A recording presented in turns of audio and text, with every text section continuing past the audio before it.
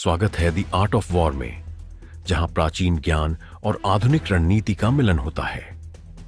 लगभग 2500 साल पहले लिखी गई यह अमर कृति, जिसे sun tzu ने रचा, ने सैन्य नेताओं, व्यापारियों और रोजमर्रा के निर्णयकर्ताओं की रणनीतियों को आकार दिया है।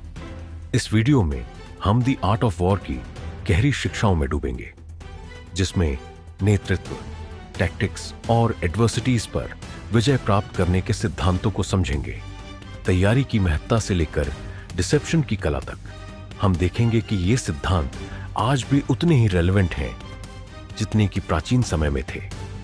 चाहे आप अपनी स्ट्रेटेजिक थिंकिंग को शार्पन करना चाहते हो, अपने करियर में सक्सेस पाना चाहते हो, या इतिहास की सबसे प्रभावशाली किताबों में से एक में गहराई से इंसाइट प्राप्त करना चाहते हो, यह किताब आपके लिए है।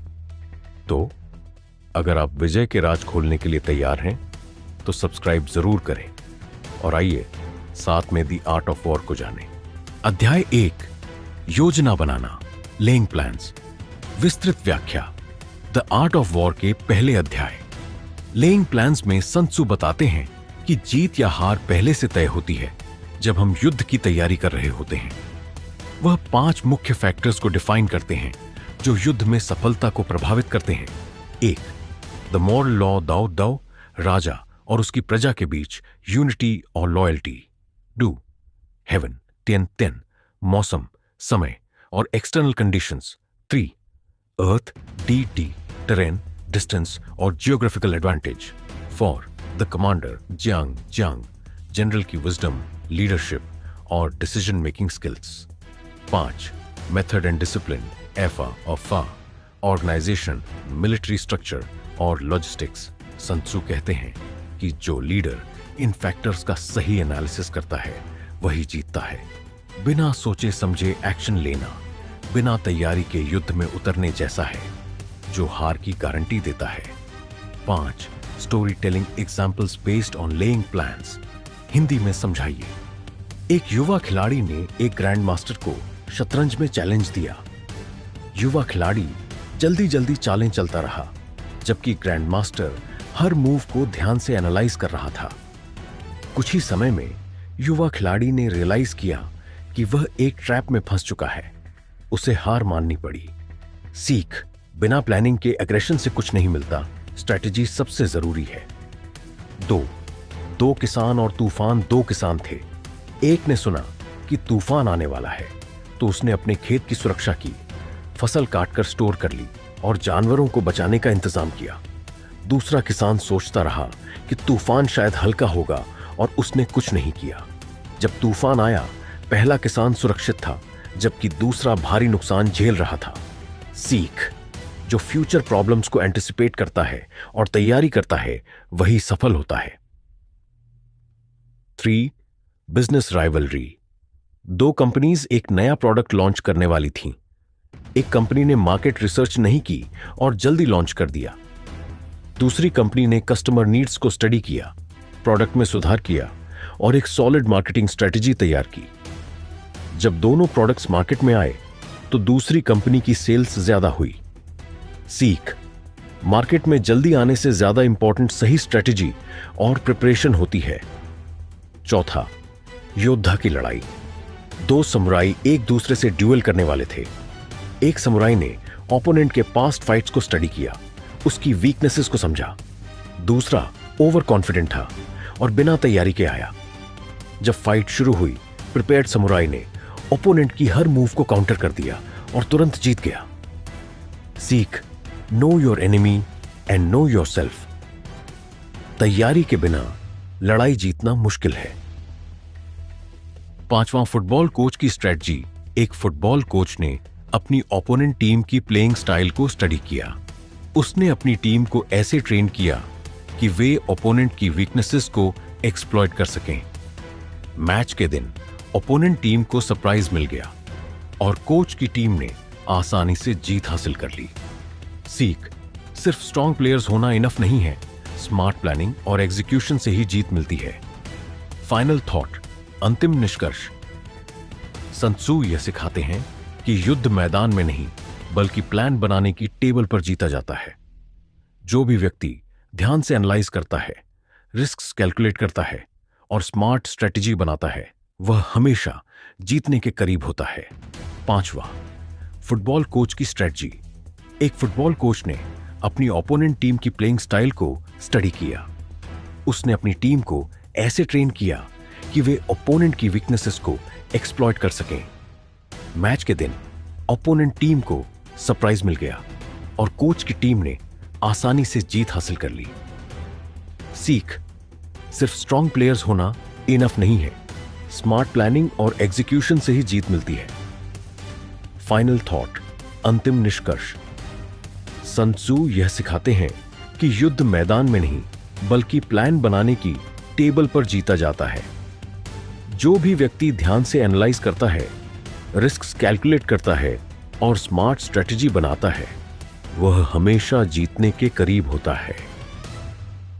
अध्याय 2, वेजिंग वॉर। युद्ध की लागत और लॉजिस्टिक्स। जब कोई राजा या नेता युद्ध करने का निर्णय लेता है तो यह सिर्फ लड़ाई नहीं होती, बल्कि इसके पीछे एक पूरी स्ट्रेटेजी और प्लानिंग होती है। सन त्सू बताते हैं कि युद्ध में केवल सैनिकों की ताकत ही मायने नहीं रखती, बल्कि रिसोर्सेज, लॉजिस्टिक्स और इकोनॉमी भी बहुत इंपॉर्टेंट फैक्टर्स होते हैं। 1, कॉस्ट ऑफ वॉर, युद्ध की लागत। युद्ध करना बहुत एक्सपेंसिव होता है। इसमें वेपन्स, आर्मर, फूड और ट्रांसपोर्टेशन का खर्चा आता है। अगर कोई राजा बिना सही कैलकुलेशन के युद्ध शुरू करता है तो वह जल्द ही फाइनेंशियली वीक हो जाएगा। सन त्सू कहते हैं कि एक लंबा युद्ध हमेशा नुकसानदायक होता है, इसलिए इसे जल्दी खत्म करने की कोशिश करनी चाहिए। 2, लॉजिस्टिक्स, युद्ध की तैयारी और प्रबंधन। सिर्फ सेना भेज देना इनफ नहीं है, उनके लिए सही सप्लाई चेन भी जरूरी होती है। अगर सोल्जर्स को टाइम पर फूड और वेपन्स नहीं मिलेंगे तो वे कमजोर हो जाएंगे। इसलिए राजा को यह इंश्योर करना होगा कि उनके पास एक अच्छी लॉजिस्टिक्स सिस्टम हो, जिससे आर्मी को हर जरूरी रिसोर्स सही समय पर मिले। 3, स्पीड एंड स्ट्रेटजी, गति और रणनीति का महत्व। सन त्सू कहते हैं कि युद्ध में स्पीड बहुत इंपॉर्टेंट होती है। अगर एक राजा जल्दी डिसीजन ले और एनिमी के रिसोर्सेज को पहले खत्म कर दे तो वह बिना ज्यादा नुकसान के जीत सकता है। अगर युद्ध लंबा चलता है तो यह दोनों पक्षों के लिए लॉस का कारण बन सकता है। 4, वॉर एंड इकोनॉमी, युद्ध और अर्थव्यवस्था का संबंध। अगर कोई देश बहुत ज्यादा रिसोर्सेज युद्ध में खर्च कर देगा तो उसके नागरिक सफर करेंगे। एक अच्छा राजा वही होता है जो इकोनॉमी को बैलेंस्ड रखते हुए युद्ध करे। सन त्सू यह भी सजेस्ट करते हैं कि एनिमी की रिसोर्सेज को यूज करना ज्यादा बेहतर है, बजाय खुद के रिसोर्सेज को खत्म करने के। 5, विनिंग विदाउट फाइटिंग, बिना युद्ध जीते युद्ध को जीतना। सबसे बेस्ट स्ट्रैटेजी वह होती है जहां बिना सीधा युद्ध किए ही जीत मिल जाए। अगर राजा सही इंटेलिजेंस और प्लानिंग से एनिमी को कंफ्यूज कर दे या वीकन कर दे तो बिना ब्लडशेड के भी विक्ट्री पाई जा सकती है। निष्कर्ष, कंक्लूजन। सन त्सू बताते हैं कि युद्ध केवल लड़ाई नहीं बल्कि एक पूरी कैलकुलेशन और प्लानिंग होती है। एक स्मार्ट राजा वही होता है जो वॉर को जल्दी खत्म करे, जरूरी रिसोर्सेस को बचाए और बिना अपनी इकोनॉमी को डिस्ट्रॉय किए जीत हासिल करे। लॉजिस्टिक्स, इंटेलिजेंस और सही स्ट्रेटेजी का यूज करके ही एक असली विजय प्राप्त की जा सकती है। अध्याय 3, अटैक बाय स्ट्रेटेजम, बिना सीधा युद्ध किए जीतना। सन त्सू इस अध्याय में बताते हैं कि सबसे बेस्ट विक्ट्री वही होती है जो बिना डायरेक्ट कॉन्फ्लिक्ट के हासिल की जाए। एक समझदार राजा या जनरल वही होता है जो अपनी इंटेलिजेंस, प्लानिंग और डिसेप्शन से एनिमी को हराए, बजाय ओपन बैटल में रिसोर्सेस और सोल्जर्स को रिस्क में डालने के। एक बेस्ट वे टू विन, सबसे अच्छा तरीका जीतने का। सन त्सू कहते हैं कि किसी भी युद्ध में सबसे बेस्ट स्ट्रैटेजी यह होती है कि बिना युद्ध किए ही जीत हासिल की जाए। अगर कोई राजा एनिमी को बिना लड़ाई के सरेंडर करवाने में सफल हो जाए तो यह सबसे बड़ी जीत मानी जाएगी। इसके लिए डिप्लोमेसी, साइकोलॉजिकल वॉरफेयर और मिस इन्फॉर्मेशन का सही यूज करना जरूरी है। 2, अटैकिंग द एनिमीज प्लान, दुश्मन की योजना पर वार करना सीधे एनिमी के सोल्जर्स पर हमला करने से बेहतर है कि उसकी स्ट्रेटजी और प्लानिंग को कमजोर किया जाए। अगर राजा एनिमी के फ्यूचर मूव्स को पहले ही समझ ले और उसे कंफ्यूज कर दे तो वह बिना युद्ध किए भी उसे हरा सकता है। 3. Division and weakening the enemy, दुश्मन को कमजोर और विभाजित करना। अगर कोई सेना इंटरनली डिवाइडेड होती है तो वह बिना किसी बड़ी लड़ाई के ही हार सकती है। इसलिए एक स्मार्ट जनरल को चाहिए कि वह एनिमी के अलाइज को तोड़ दे, उनके लीडर्स के बीच कॉन्फ्लिक्ट क्रिएट करे और उन्हें अंदर से कमजोर करे। 4. जीतने के लिए न्यूनतम प्रयास, कम से कम एफर्ट में जीतना। सीधे युद्ध करने से सोल्जर्स और रिसोर्सेज दोनों की भारी कीमत चुकानी पड़ती है।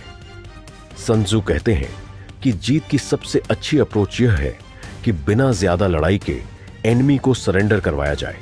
इसके लिए इंटिमिडेशन, प्रोपेगेंडा और डिसेप्शन का सही इस्तेमाल किया जा सकता है। 5.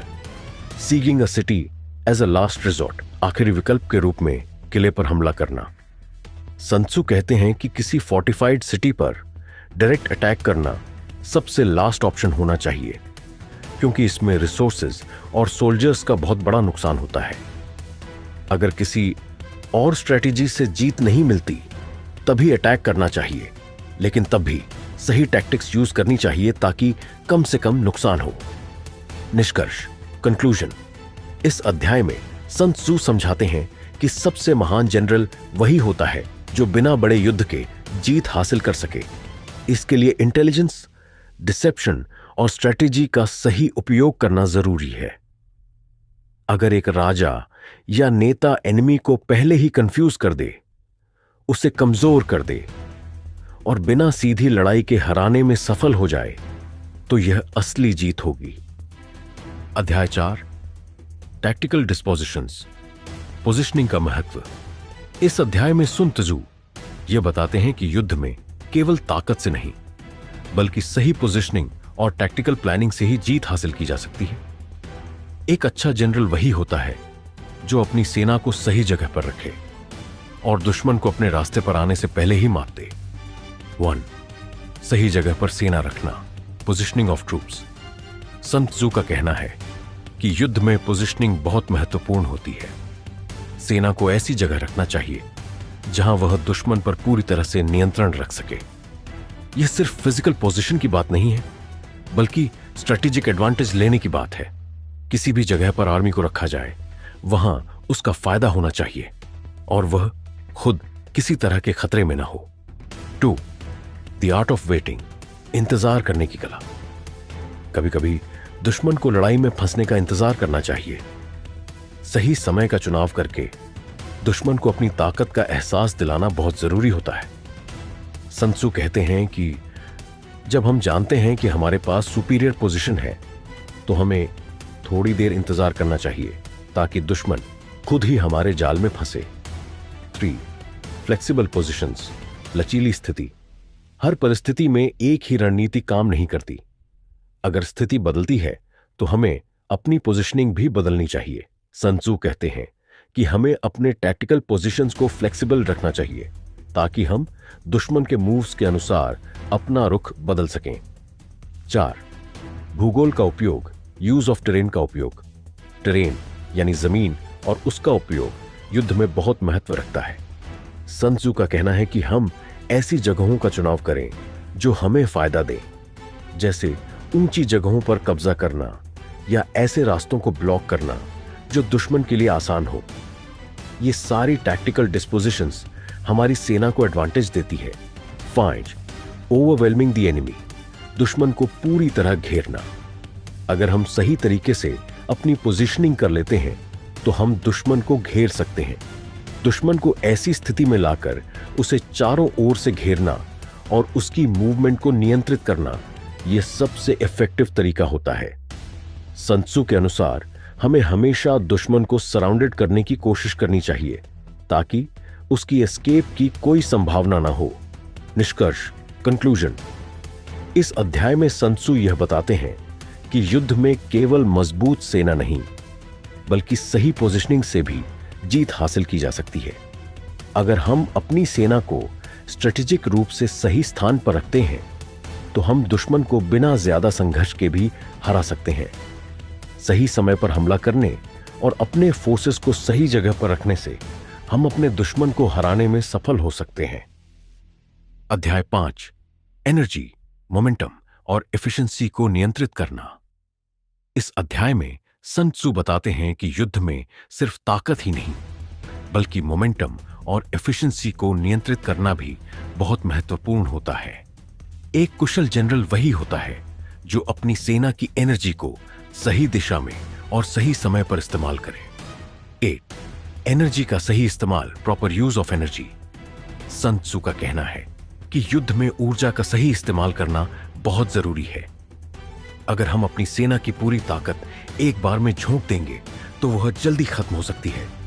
इसलिए हमें अपनी रिसोर्सेज और सोल्जर्स की एनर्जी को सही तरीके से और स्ट्रेटेजिक रूप से यूज करना चाहिए ताकि युद्ध लंबा चले तो भी हमारी सेना थके नहीं। 2, मोमेंटम का नियंत्रण, कंट्रोलिंग मोमेंटम। मोमेंटम यानी लड़ाई की गति को नियंत्रित करना बहुत महत्वपूर्ण है। अगर हम दुश्मन पर जल्दी हमला करते हैं और उसे दबाव में रखते हैं तो हम मोमेंटम को अपने पक्ष में कर सकते हैं। सन त्सू कहते हैं कि हमें ऐसा अटैक करना चाहिए कि दुश्मन को लगा ही ना कि उसकी स्थिति खराब हो रही है और हम उसे अपनी चालों से और ज्यादा परेशान कर दें। 3, वेस्टफुलनेस से बचना, अवॉइडिंग वेस्टफुलनेस। अगर हम अपनी ताकत को गलत जगह पर खर्च करते हैं तो हम अंत में कमजोर हो सकते हैं। सन त्सू कहते हैं कि हमें अननेसेसरी एफर्ट से बचना चाहिए और हर मूव को सोच समझकर करना चाहिए। अगर हम ऊर्जा का सही इस्तेमाल करेंगे तो दुश्मन को हराने का मौका मिलेगा। 4, एनर्जी और टाइमिंग, एनर्जी एंड टाइमिंग। सिर्फ एनर्जी का इस्तेमाल ही नहीं, टाइमिंग भी बहुत महत्वपूर्ण होती है। सही समय पर हमला करना, सही समय पर रिट्रीट करना और सही समय पर किसी मैन्यूवर को एग्जीक्यूट करना, ये सब टाइमिंग पर निर्भर करता है। सन त्सू का कहना है कि अगर हम सही समय पर सही कदम उठाते हैं तो हमारी एनर्जी कभी व्यर्थ नहीं जाएगी। 5, ओवरकमिंग फटीग, थकावट को दूर करना। लंबे युद्ध के दौरान सोल्जर्स की थकावट भी एक समस्या हो सकती है। सन त्सू ये कहते हैं कि हमें अपनी सेना की एनर्जी को ऐसे मैनेज करना चाहिए कि वे थके नहीं और हमेशा रेडी रहे। जरूरत पड़ने पर थोड़ा आराम देना और फिर दुश्मन पर जोरदार हमला करना, यह एक अच्छा तरीका होता है। निष्कर्ष, कंक्लूजन। इस अध्याय में सन त्सू यह बताते हैं कि युद्ध में एनर्जी को सही तरीके से मैनेज करना और मोमेंटम को नियंत्रित करना बहुत जरूरी है। अगर हम अपनी सेना की ऊर्जा को बर्बाद नहीं होने देते और सही समय पर सही कदम उठाते हैं तो हम दुश्मन को हरा सकते हैं। सही प्लानिंग, टाइमिंग और एफिशिएंसी के साथ हम अपनी ताकत को दुश्मन पर पूरी तरह से प्रभावी तरीके से इस्तेमाल कर सकते हैं। अध्याय 6, वीक पॉइंट्स इन स्ट्रॉन्ग, दुश्मन की कमजोरी का फायदा उठाना। इस अध्याय में सन त्सू ये बताते हैं कि युद्ध में किसी की कमजोरी को पहचान कर उसका फायदा उठाना सबसे महत्वपूर्ण होता है। एक कुशल स्ट्रेटेजिस्ट वही होता है जो दुश्मन की ताकत और कमजोरी दोनों को समझे और उसे उसकी कमजोरी के खिलाफ अटैक करे। 1, वीकनेस को पहचानना, आइडेंटिफाइंग वीकनेस। सन त्सू का कहना है कि सबसे पहले हमें दुश्मन की वीकनेसेस को पहचानना चाहिए। कोई भी सेना या किंगडम पूरी तरह से मजबूत नहीं होता। हर जगह किसी न किसी प्रकार की कमजोरी होती है। इन कमजोरियों को खोजकर हमें उन पर हमला करना चाहिए ताकि दुश्मन अपनी पूरी ताकत नहीं लगा सके। 2, स्ट्रॉन्ग पॉइंट्स का अवॉइड करना, अवॉइडिंग स्ट्रॉन्ग पॉइंट्स। जब हम दुश्मन की कमजोरी पर हमला करते हैं तो हमें उसकी ताकत से बचना चाहिए। अगर दुश्मन का कोई एरिया या फोर्टिफिकेशन मजबूत है तो हमें वहां से दूर रहना चाहिए और अपनी एनर्जीज और रिसोर्सेज को उस जगह पर नहीं लगाना चाहिए। सन त्सू कहते हैं कि अगर हम अपनी पूरी ताकत दुश्मन की मजबूत जगहों पर लगा देंगे तो हमें नुकसान हो सकता है। 3, सरप्राइज अटैक, आकस्मिक हमला। दुश्मन की कमजोरी पर हमला करने के लिए सरप्राइज अटैक एक बेहतरीन तरीका है। जब दुश्मन को हमारी गतिविधियों का अंदाजा नहीं होता तो हम उसे अपनी पूरी ताकत से उस जगह पर हमला कर सकते हैं जहां वह कमजोर हो। यह अटैक दुश्मन को पूरी तरह से चौंका सकता है और उसे प्रतिक्रिया करने का मौका नहीं मिलेगा। 4. विभाजित और लाभ उठाना। विभाजित करो और फायदा उठाओ। कभी कभी दुश्मन के भीतर ही ऐसी कमजोरियां होती हैं जो उसकी यूनिटी को तोड़ सकती हैं। हमें उन डिविजन्स का फायदा उठाना चाहिए और दुश्मन के अंदर ही कंफ्यूजन क्रिएट करनी चाहिए। अगर दुश्मन इंटरनली वीक हो तो हम आसानी से उसकी ताकत को कमजोर कर सकते हैं। 5. मानसिक लाभ। सन त्सू के अनुसार जब दुश्मन को यह महसूस हो कि हम उसकी कमजोरी का फायदा उठा रहे हैं तो वह पैनिक कर सकता है। इस स्थिति में हमें उसे मानसिक दबाव में डालकर उसकी मिस्टेक्स को बढ़ावा देना चाहिए। अगर हम दुश्मन के मॉरल को तोड़ सकें तो उसकी फिजिकल स्ट्रेंथ भी कमजोर हो जाएगी। निष्कर्ष, कंक्लूजन। इस अध्याय में सन त्सू यह सिखाते हैं कि युद्ध में हमें दुश्मन की वीकनेसेस को पहचान कर उन पर हमला करना चाहिए और उसकी ताकत से बचना चाहिए। अगर हम दुश्मन को मानसिक और शारीरिक रूप से कमजोर कर सकते हैं तो हम उसे आसानी से हरा सकते हैं। सही प्लानिंग और स्ट्रेटेजिक थिंकिंग से हम दुश्मन की कमजोरी का पूरा फायदा उठा सकते हैं।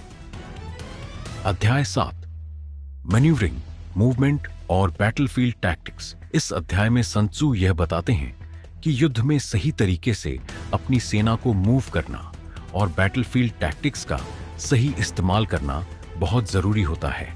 एक कुशल जनरल वही होता है जो बैटलफील्ड पर अपनी आर्मी को ऐसे मैन्यूवर करता है कि वह दुश्मन से हमेशा एक कदम आगे रहे। 1. फ्लेक्सिबिलिटी इन मूवमेंट, गति में लचीलापन। सन त्सू का कहना है कि बैटलफील्ड पर हमारी गति हमेशा फ्लेक्सिबल होनी चाहिए। हमें यह सुनिश्चित करना चाहिए कि हम अपनी सेना को जल्दी और सही दिशा में मूव कर सकें ताकि हम किसी भी स्थिति का सामना कर सकें। अगर हम अपनी सेना को रिजिड तरीके से मूव करेंगे तो हम दुश्मन के अनएक्सपेक्टेड मूव्स का सामना नहीं कर पाएंगे। 2. क्रिएटिंग डिसेप्शन, धोखा पैदा करना। मैन्यूवरिंग का एक महत्वपूर्ण हिस्सा यह होता है कि हम दुश्मन को भ्रमित करें। सन त्सू कहते हैं कि हमें अपनी मूवमेंट्स को इस तरह से प्लान करना चाहिए कि दुश्मन को यह समझ में ना आए कि हम कहां और क्यों मूव कर रहे हैं। यह डिसेप्शन दुश्मन को कंफ्यूज करता है जिससे वह गलत डिसीजंस ले सकता है। 3. स्ट्रेटेजिक पोजिशनिंग, रणनीतिक स्थिति में सेना को रखना। मैन्यूवरिंग केवल मूवमेंट तक सीमित नहीं है बल्कि यह स्ट्रेटेजिक पोजिशनिंग से जुड़ा होता है। सन त्सू के अनुसार हमें अपनी सेना को ऐसी जगह रखना चाहिए जो हमें एडवांटेज दे। उदाहरण के लिए, अगर हम दुश्मन को घेरने की योजना बना रहे हैं तो हमें उसे एक ऐसी स्थिति में लाना होगा जहां उसकी एस्केप की कोई जगह ना हो। 4. टाइमिंग ऑफ अटैक्स, हमले का समय। मैन्यूवरिंग में टाइमिंग का भी बहुत महत्व है। हमले का सही समय चुनना जब दुश्मन कमजोर हो या उसकी तैयारी पूरी ना हो, यह एक बड़ी टैक्टिक हो सकती है। सन त्सू कहते हैं कि अगर हम समय के साथ सिंक्रोनाइज होते हैं तो हम दुश्मन को इतनी तेजी से हमला कर सकते हैं कि वह अपने बचाव की स्थिति में भी न आ पाए। 5. अडेप्टेबिलिटी, अनुकूलनशीलता। सन त्सू के अनुसार बैटलफील्ड पर हमेशा स्थिति बदलती रहती है और एक अच्छा जनरल वही होता है जो अपनी स्ट्रैटेजीज को तुरंत बदलने की क्षमता रखता है। अगर दुश्मन हमारी टैक्टिक्स को काउंटर करने की कोशिश करता है तो हमें तुरंत अपने प्लान्स को बदलने की जरूरत होती है। यह अडेप्टेबिलिटी हमें बैटलफील्ड पर जीत दिलाने में मदद करती है। निष्कर्ष, कंक्लूजन।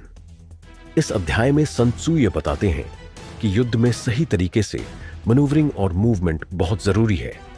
हमें अपनी आर्मी को फ्लेक्सिबिलिटी, डिसेप्शन और स्ट्रेटेजिक पोजिशनिंग के साथ बैटलफील्ड पर सही दिशा में मूव करना चाहिए। टाइमिंग और अडेप्टेबिलिटी से हम दुश्मन को हराने में सफल हो सकते हैं। अगर हम अपनी मूवमेंट्स को अच्छी तरह से एग्जीक्यूट करते हैं तो हम युद्ध में एडवांटेज हासिल कर सकते हैं। अध्याय 8, वेरिएशन इन टैक्टिक्स, परिस्थितियों के आधार पर रणनीतियों का अनुकूलन। इस अध्याय में सन त्सू यह बताते हैं कि युद्ध में सफलता पाने के लिए हमें अपनी टैक्टिक्स को बदलने की क्षमता रखनी चाहिए। किसी भी स्थिति में एक ही रणनीति का पालन करना नहीं चाहिए, क्योंकि बैटलफील्ड पर हालात जल्दी बदल सकते हैं। एक अच्छा जनरल वही होता है जो परिस्थितियों के अनुसार अपनी स्ट्रेटजीज को अडेप्ट कर सके। एस, फ्लेक्सिबिलिटी इन टैक्टिक्स, रणनीतियों में लचीलापन। सन त्सू कहते हैं कि हमें अपनी टैक्टिक्स को सिचुएशंस के हिसाब से बदलने की जरूरत होती है। जो रणनीति एक जगह काम कर रही हो वह दूसरी जगह काम नहीं कर सकती। अगर हमें किसी युद्ध में सफल होना है तो हमें बैटलफील्ड की परिस्थितियों के अनुसार अपनी अप्रोच को एडजस्ट करना चाहिए। 2. रिकॉग्नाइजिंग द सिचुएशन, स्थिति को पहचानना। सन त्सू के अनुसार युद्ध में सबसे पहली बात यह है कि हमें वर्तमान स्थिति को सही से समझना चाहिए। अगर दुश्मन कमजोर है तो हम आक्रामक हो सकते हैं, लेकिन अगर दुश्मन ताकतवर है तो हमें डिफेंसिव टैक्टिक्स अपनानी चाहिए। इसलिए हमें हमेशा परिस्थिति के हिसाब से सही निर्णय लेना चाहिए। 3. चेंजिंग स्ट्रेटजीज एज नीडेड, जरूरत के अनुसार रणनीतियों को बदलना। दुश्मन की ताकत और उसकी प्रतिक्रिया के हिसाब से हमें अपनी रणनीतियों को बदलने की जरूरत होती है। कभी कभी हमें अपनी स्ट्रेटजी को पूरी तरह से बदलने की आवश्यकता होती है, जैसे एक मजबूत हमला करने की बजाय दुश्मन को भ्रमित करके उसे कमजोर करना। सन त्सू का कहना है कि बिना स्थितियों के हिसाब से रणनीतियां बदलने से हम जंग हार सकते हैं। 4. द एलिमेंट ऑफ सरप्राइज, आकस्मिक हमला। पैराडॉक्सिकली एक ही स्थिति में अलग अलग टैक्टिक्स का उपयोग करना सरप्राइज पैदा कर सकता है। अगर दुश्मन हमारी अगली चालों का अनुमान लगाता है तो हम अपनी स्ट्रेटजी को बदलकर उसे चौंका सकते हैं। सन त्सू का मानना है कि जब दुश्मन हमें प्रिडिक्टेबल मानता है तो हमें अपनी टैक्टिक्स को बदलकर उसे आश्चर्यचकित करना चाहिए। 5. Balancing offensive and defensive strategies, आक्रामक और रक्षात्मक रणनीतियों का संतुलन। सन त्सू यह भी कहते हैं कि कभी कभी हमें ऑफेंसिव और डिफेंसिव दोनों प्रकार की स्ट्रेटजीज का संतुलन बनाए रखना चाहिए। अगर हम हमेशा केवल आक्रमण करते हैं तो हम कमजोर हो सकते हैं, लेकिन अगर हम हमेशा बचाव करते हैं तो दुश्मन हमें दबा सकता है।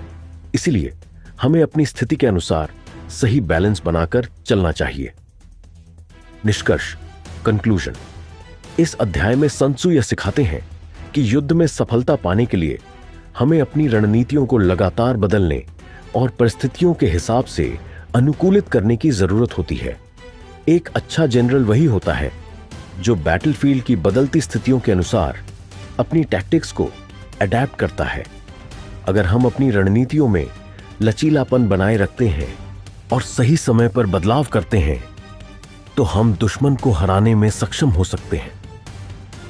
अध्याय 9, द आर्मी ऑन द मार्च, लंबी अभियानों में सेना का प्रबंधन। इस अध्याय में सन त्सू यह बताते हैं कि लंबी यात्राओं और अभियानों के दौरान अपनी सेना का सही तरीके से प्रबंधन करना बेहद जरूरी होता है। युद्ध सिर्फ बैटलफील्ड पर नहीं बल्कि यात्रा के दौरान भी होता है।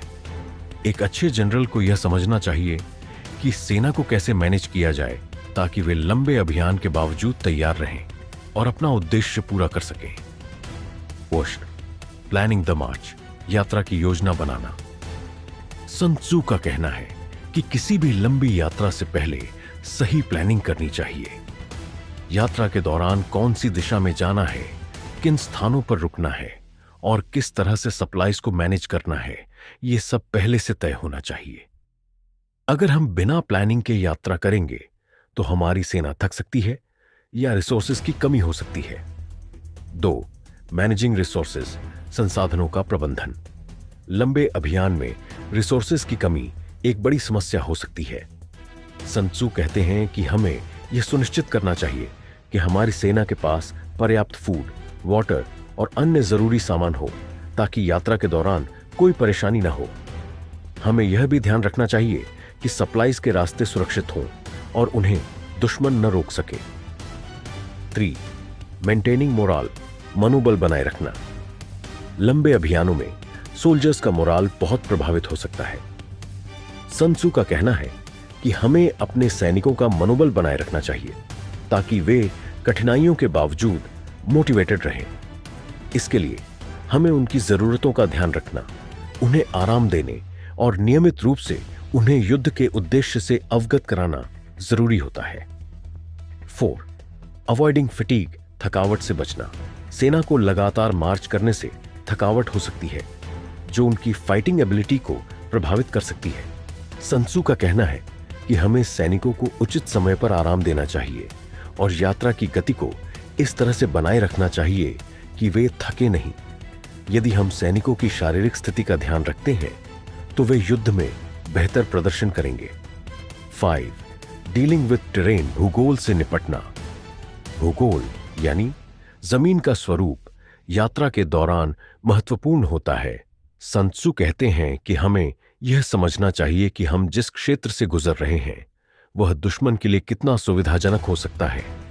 हमें अपनी आर्मी को इस तरह से मार्गदर्शन करना चाहिए कि दुश्मन के पास हमारी सेना को पकड़ने का मौका न हो। 6. मैनेजिंग डिस्ट्रैक्शंस, विपत्तियों से निपटना। लंबी यात्रा में कई बार ऐसी स्थिति उत्पन्न हो सकती है जब अप्रत्याशित घटनाएं या डिस्ट्रैक्शंस हों। सन त्सू का कहना है कि हमें इन घटनाओं से प्रभावित नहीं होना चाहिए।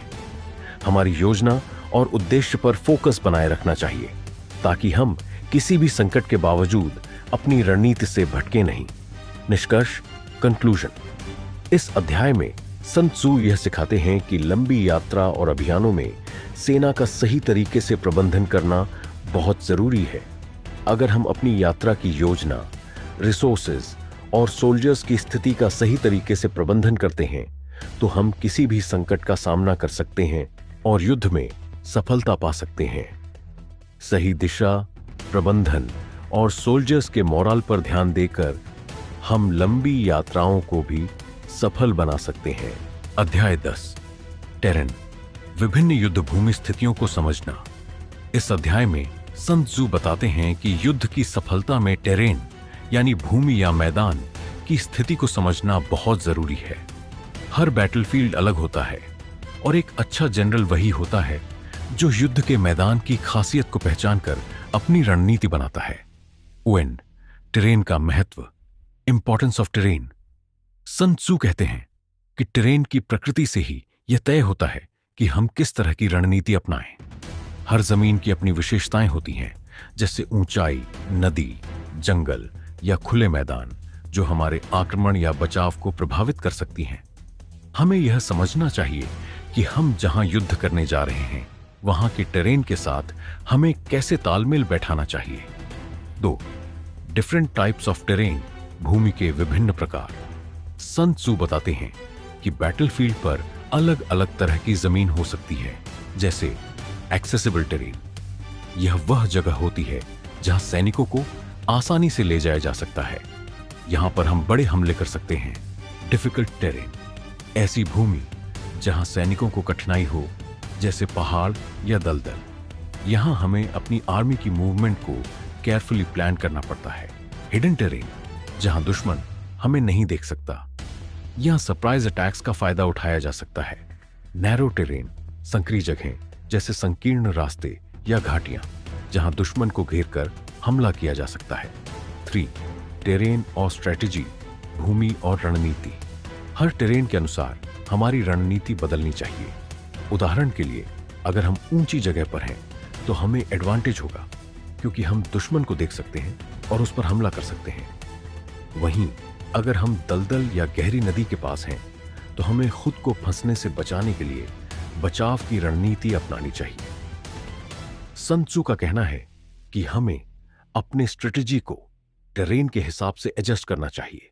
4. अटैकिंग द टेरेन, भूमि पर आक्रमण करना। सन त्सू कहते हैं कि कभी कभी हम टेरेन को अपने पक्ष में लाने के लिए उसे हमले का हिस्सा बना सकते हैं, जैसे किसी ऐसे स्थान पर कब्जा करना जहां दुश्मन की सप्लाई लाइंस कमजोर हो या जो दुश्मन के लिए कठिन हो। इससे दुश्मन की स्थिति बिगड़ सकती है। अध्याय 11, द 9 सिचुएशंस, युद्ध के विभिन्न प्रकार के परिदृश्य। इस अध्याय में सन त्सू ने युद्ध के विभिन्न परिदृश्यों को विस्तार से समझाया है और बताया है कि इन परिदृश्यों में हर स्थिति के अनुसार हमें अपनी रणनीति बदलनी चाहिए। वह कहते हैं कि किसी भी युद्ध में हमारी स्थिति का सही मूल्यांकन करना और उस हिसाब से रणनीति बनाना बहुत जरूरी होता है। 1. डिस्पर्स्ड सिचुएशंस, विखंडित स्थिति। इसमें हमारी सेना पूरी तरह से एकजुट नहीं होती, बल्कि विभिन्न हिस्सों में बंटी होती है। इस स्थिति में हमें अपनी सेना को फिर से एकजुट करने और दुश्मन को एक साथ हमला करने से पहले छोटे समूहों में संगठन करने की आवश्यकता होती है। हमें अपनी ताकत को सही जगह पर कंसंट्रेट करना चाहिए। 2. कंफ्यूज्ड सिचुएशंस, उलझी हुई स्थिति। इस स्थिति में हमारी सेना या दुश्मन की स्थिति पूरी तरह से स्पष्ट नहीं होती।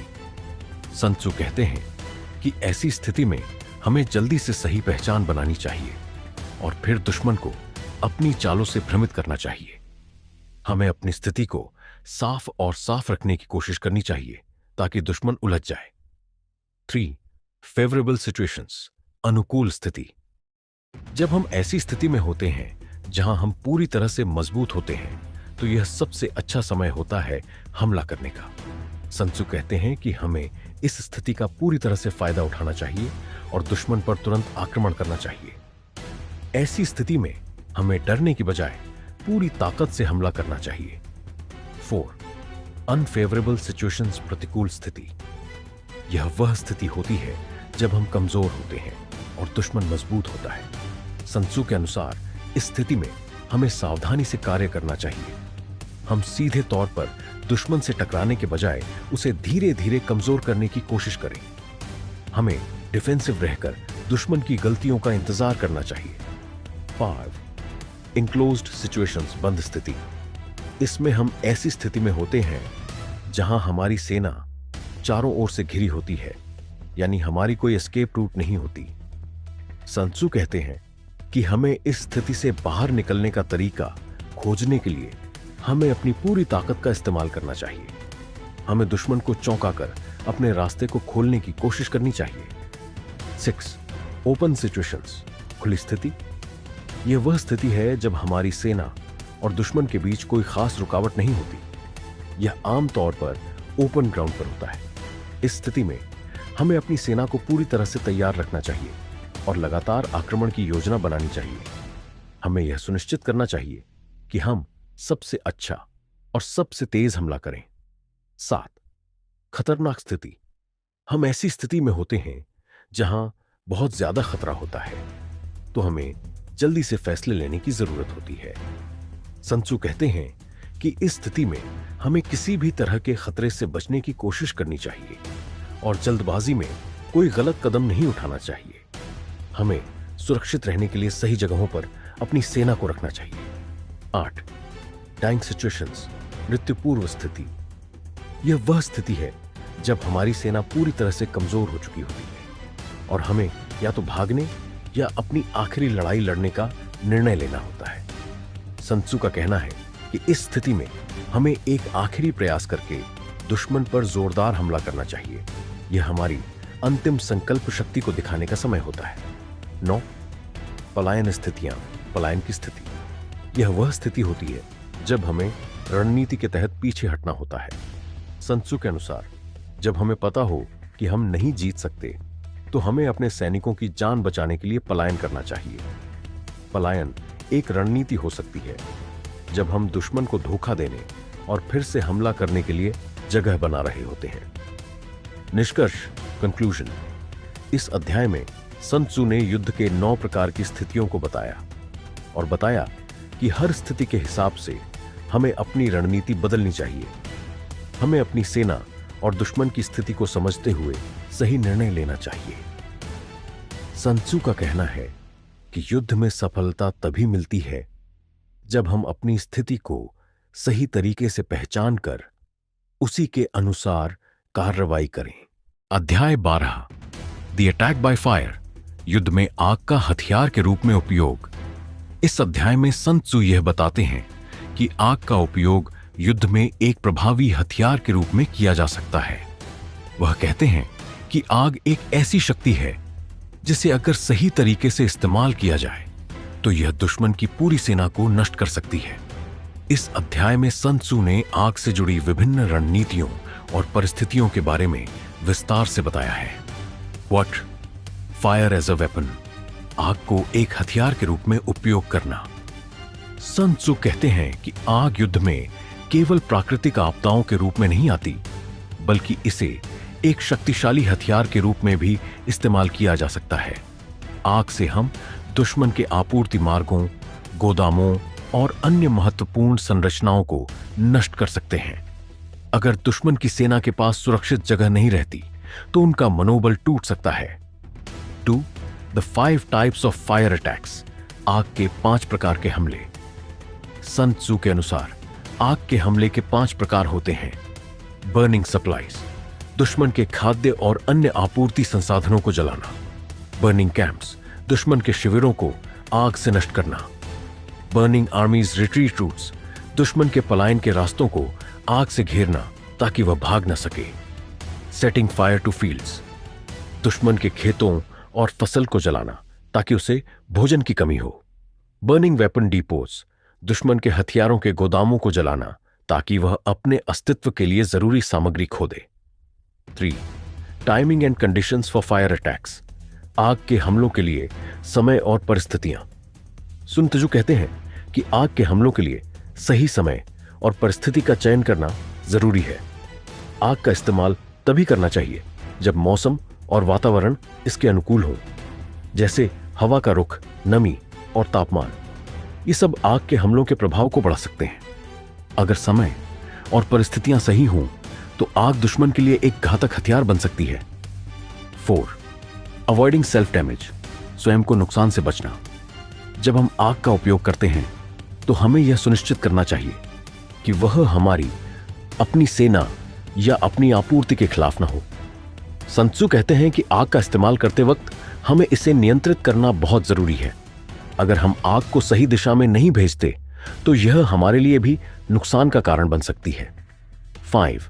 साइकोलॉजिकल इंपैक्ट ऑफ फायर, आग का मानसिक प्रभाव। आग सिर्फ एक भौतिक नुकसान नहीं पहुंचाती, बल्कि इसका मानसिक प्रभाव भी बहुत बड़ा होता है। सन त्सू कहते हैं कि जब दुश्मन देखता है कि उसकी चीजें जल रही हैं और उसकी आपूर्ति नष्ट हो रही है तो उसका मनोबल टूट सकता है। यह उसे सोचने पर मजबूर करता है कि अब उसके पास किसी भी चीज का भंडारण नहीं बचा और वह लड़ने की स्थिति में नहीं रहता। फायर अटैक्स एंड टेरेन, आग के हमले और भूमि। आग के हमलों का प्रभाव टेरेन पर भी निर्भर करता है। अगर हम पहाड़ी इलाके में हैं तो आग को फैलाना मुश्किल हो सकता है, लेकिन अगर हम खुले मैदान में हैं तो आग आसानी से फैल सकती है। सन त्सू का कहना है कि आग का प्रयोग उस स्थान की परिस्थिति के अनुसार करना चाहिए। निष्कर्ष, कंक्लूजन। इस अध्याय में सन त्सू बताते हैं कि आग युद्ध में एक शक्तिशाली और घातक हथियार हो सकती है, लेकिन इसके उपयोग में सावधानी रखनी चाहिए। अगर इसे सही तरीके से और सही परिस्थितियों में इस्तेमाल किया जाए तो यह दुश्मन के लिए विनाशकारी साबित हो सकता है। आग का उपयोग करने से पहले हमें समय, स्थान और मनोबल के प्रभाव को समझकर रणनीति बनानी चाहिए ताकि हम इसका अधिकतम लाभ उठा सकें। अध्याय 13, द यूज ऑफ स्पाइस, खुफिया जानकारी और जासूसी की भूमिका। इस अध्याय में सन त्सू ने युद्ध में खुफिया जानकारी, इंटेलिजेंस और जासूसी, एस्पियोनाज के महत्व को बताया है। वह मानते हैं कि युद्ध में जितनी अहमियत सेनापति की रणनीतियों की होती है, उतनी ही अहमियत सही जानकारी के मिलने की होती है। सही खुफिया जानकारी मिलने पर हम दुश्मन की योजनाओं को समझ सकते हैं और उसे कमजोर कर सकते हैं। Pivot, spies is the key to victory, जासूसों को जीत की कुंजी मानना। सन त्सू का मानना है कि बिना खुफिया जानकारी के कोई भी युद्ध सफल नहीं हो सकता।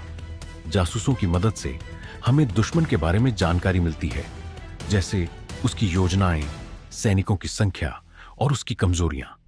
अगर हमें यह जानकारी समय रहते मिल जाए तो हम उसे अपनी रणनीति के मुताबिक काउंटर अटैक कर सकते हैं। 2. टाइप्स ऑफ स्पाइस, जासूसों के प्रकार। सन त्सू ने जासूसों के 5 प्रकार बताए हैं। लोकल स्पाइस, स्थानीय जासूस। ये दुश्मन के क्षेत्र के लोग होते हैं जो अपनी जनता में से जानकारी इकट्ठा करते हैं। इनसाइड स्पाइस, अंदर के जासूस। ये दुश्मन की सेना के अंदर घुसकर जानकारी इकट्ठा करते हैं। ये सबसे महत्वपूर्ण जासूस होते हैं क्योंकि इन्हें सबसे गहरी जानकारी मिलती है। डबल स्पाइस, दोगले जासूस। ये जासूस दुश्मन के साथ काम करते हुए हमारी तरफ से भी जानकारी लाते हैं। इनका उद्देश्य दोनों पक्षों को धोखा देना होता है। एक्सपेंडेबल स्पाइस, विस्थापित जासूस। ये ऐसे जासूस होते हैं जिनकी जानकारी बहुत जल्दी काम में लाई जाती है और फिर उन्हें नष्ट कर दिया जाता है। लिविंग स्पाइस, जीवित जासूस। ये लोग दुश्मन के साथ लंबे समय तक काम करते हैं और धीरे धीरे महत्वपूर्ण जानकारी इकट्ठा करते हैं। 3. इंपॉर्टेंस ऑफ इंटेलिजेंस, खुफिया जानकारी का महत्व। सन त्सू के अनुसार खुफिया जानकारी न केवल दुश्मन की योजनाओं को जानने में मदद करती है, बल्कि यह हमारी सेना के मनोबल को भी प्रभावित करती है। जब हमें दुश्मन की कमजोरियों का पता चलता है, तो हम सही समय पर उस पर हमला कर सकते हैं और उसकी रणनीतियों को असफल बना सकते हैं। 4. यूजिंग स्पाइज इफेक्टिवली, जासूसों का प्रभावी उपयोग। सन त्सू का कहना है कि हमें जासूसों का सही तरीके से इस्तेमाल करना चाहिए। हमें उन्हें चुनते समय उनका चरित्र, क्षमता और विश्वास पात्रता देखनी चाहिए। जासूसों का इस्तेमाल करते वक्त हमें सावधान रहना चाहिए कि उनकी जानकारी को किसी के सामने न लाया जाए और न ही हम उन्हें असुरक्षित स्थानों पर भेजें। 5. काउंटर एक्टिंग एनिमी स्पाइस, दुश्मन के जासूसों का मुकाबला करना। जब हम अपने जासूसों का इस्तेमाल कर रहे होते हैं, तो हमें यह भी ध्यान रखना चाहिए कि दुश्मन हमारे जासूसों का इस्तेमाल भी कर रहा होगा। हमें यह सुनिश्चित करना चाहिए कि हमारे जासूसों की पहचान न हो और हम दुश्मन के जासूसों का पता लगाकर उन्हें नष्ट कर सकें। 6. मनोवैज्ञानिक युद्ध, मनोवैज्ञानिक युद्ध। सुन त्सू कहते हैं कि खुफिया जानकारी केवल फिजिकल युद्ध में नहीं, बल्कि मानसिक युद्ध में भी अहम भूमिका निभाती है। जासूसों द्वारा इकट्ठी की गई जानकारी से हम दुश्मन को भ्रमित कर सकते हैं, उसे डर पैदा कर सकते हैं और उसकी योजनाओं को असफल बना सकते हैं। निष्कर्ष, कंक्लूजन। इस अध्याय में सन त्सू ने यह सिखाया है कि जासूसी और खुफिया जानकारी युद्ध का अभिन्न हिस्सा है। अगर हम सही जानकारी हासिल करते हैं तो हम युद्ध को अपने पक्ष में मोड़ सकते हैं। जासूसों का सही चुनाव, उनका उचित प्रयोग और दुश्मन के जासूसों से मुकाबला करना, ये सभी युद्ध की सफलता में महत्वपूर्ण भूमिका निभाते हैं।